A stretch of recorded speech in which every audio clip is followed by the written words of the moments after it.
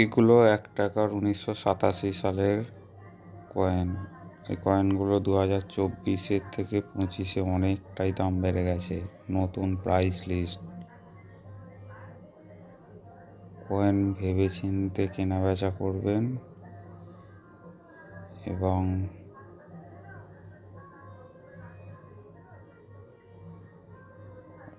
Coin hold করে রাখার চেষ্টা করবেন, ভবিষ্যতে আরও দাম বাড়বে।